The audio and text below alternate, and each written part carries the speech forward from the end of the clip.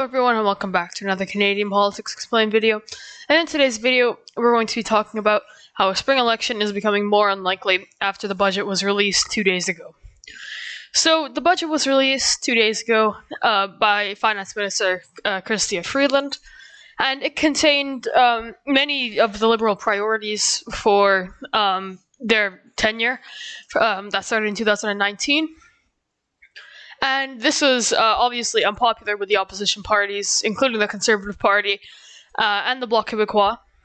But the NDP has said, Jagmeet Singh has said on behalf of the NDP, that they believe that although they do not support everything in the budget, they are willing to go along with it to avoid a spring election or a summer election, depending on when it would actually take place. So when the budget was released 2 days ago, April 19th, it was clear that it included a lot of more controversial policies, such as increased childcare costs, or expenditures, and this obviously made it controversial with the other parties, and you would think maybe that because of this, there would be a strong likelihood of a spring election occurring.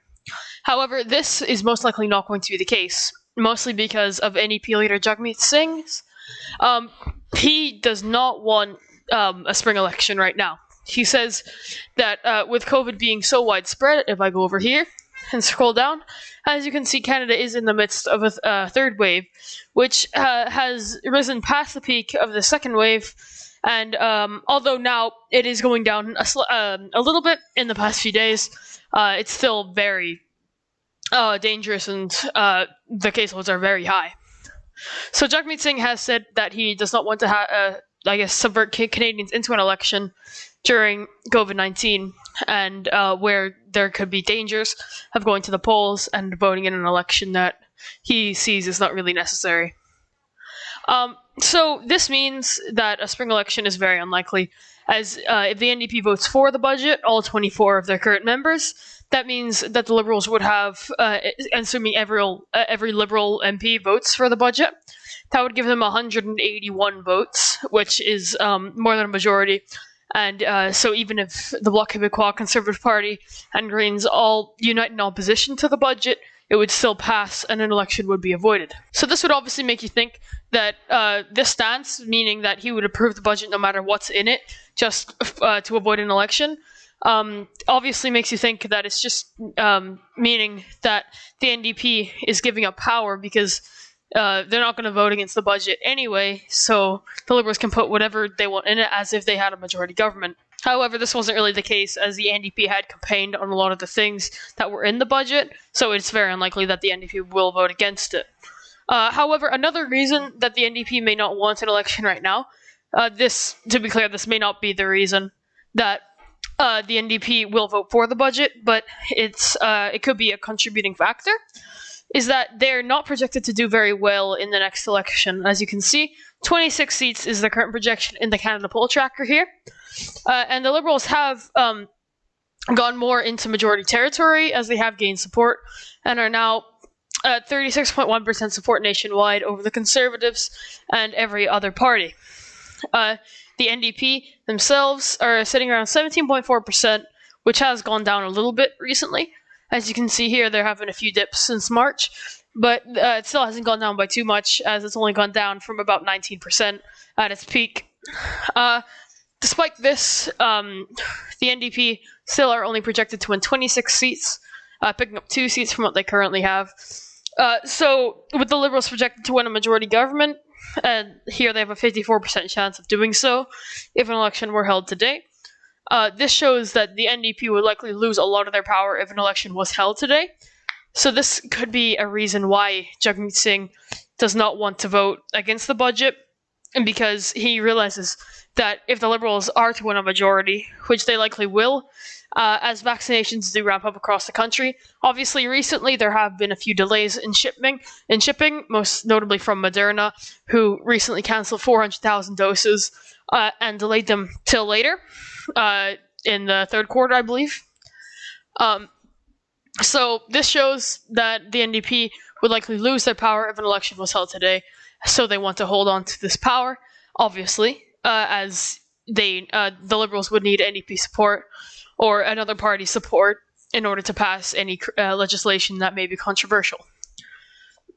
However, this also means that the NDP is giving up some of their power, and because they cannot really control what's in the budget, because they're kind of in a lose-lose situation, because if they vote for the budget no matter what, to avoid an election at all costs, to protect Canadians, and to protect having their power in Parliament, it also means that the Liberals can really put some policies in there that the NDP would not agree with, but the NDP would still vote for it because they want to avoid an election. However, if they were to challenge Justin Trudeau and vote against the budget, triggering an election, if every other party votes against it, this would most likely mean that the Liberals would either come very close to a majority government or win a majority government. If they win a majority government, then the NDP would lose all their power, as the Liberals could vote unanimously to pass legislation without support of any other party. So this shows that Jagmeet Singh is in a difficult position with this budget, because just because they have really very little power in deciding what's in the budget, as they want to avoid an election to protect Canadians from COVID-19, as shown by this article. Although it is from last month, he still said the same thing after the budget was released. I watched a little bit of the press conference. I'll insert a clip if I have it. But here it does say that the NDP does not want an election. And he did say that as well, or he reiterated that in the press conference after the budget was released. So I'll just go over past elections and how the NDP have lost a lot of their power in recent years, really. So from around 2000 to 2008, the NDP did gain a lot of support across the country under Jack Layton. So in 2000, under Alexa McDonough, they only won 13 seats, which is much lower than they have right now. And then after this election, Jack Layton became party leader and oversaw a lot of increases in support nationwide. So in 2004, they were able to gain 6 seats.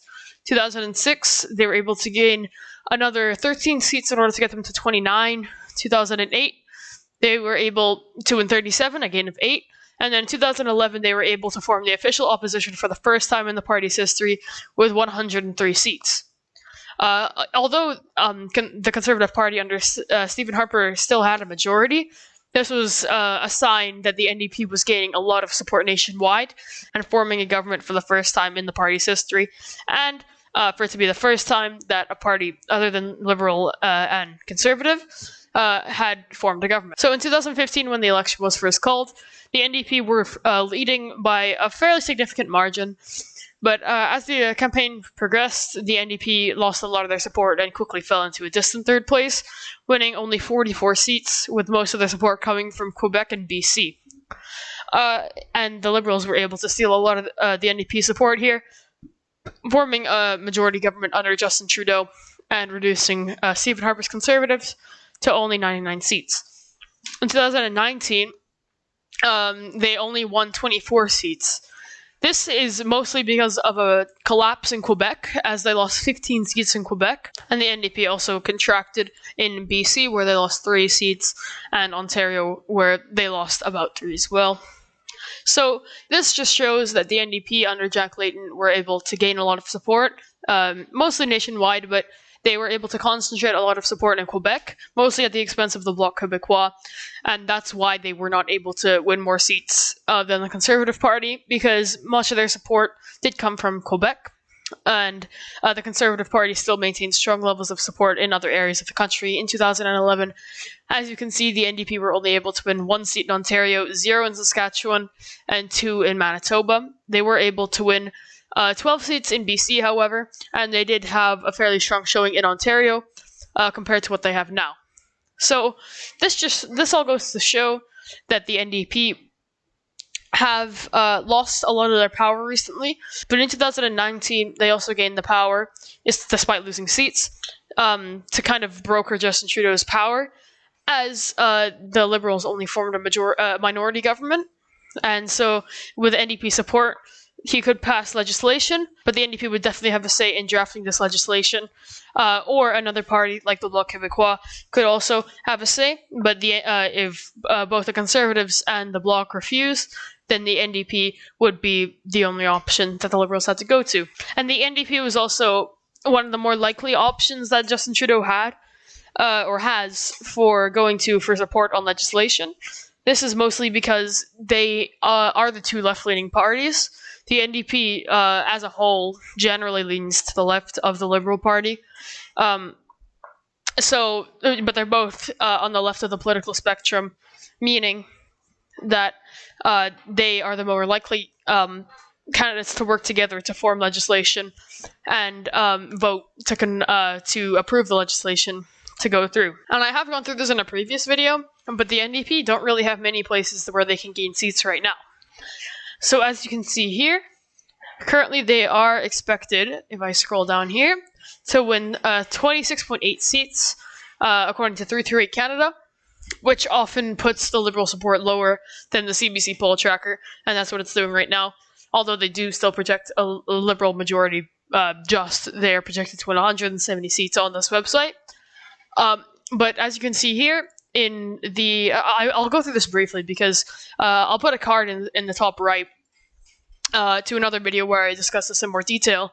But basically, the NDP just don't have very many places where they can gain seats, as they're too far behind in many ridings, where unless something big changes, they really don't have much chance of winning any more seats.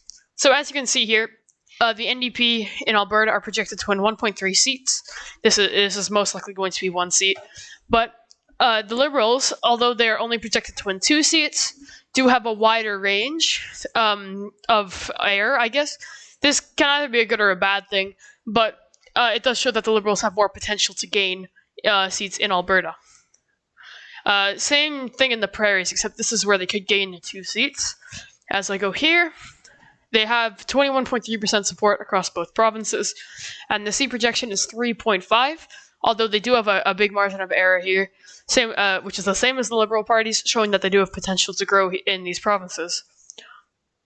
Moving over to Ontario, same thing here, with the NDP having a very small margin of error compared to the other major parties, and the Green Party having obviously a small margin of error, as their support in Ontario is usually hovering around the 2 to 3% mark, although it is higher this election right now, and it was last election as well.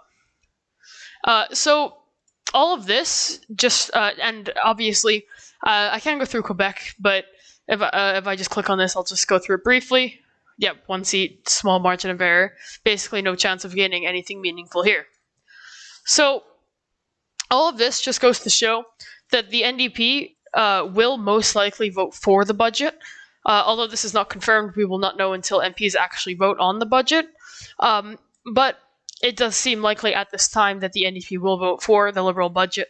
Not regardless of what's in it, but they will have more, I guess, leeway for what they will vote for than what they will vote against, because they do not want a spring election. So that's all I have for you today. Thanks for watching, and I'll see you all next time.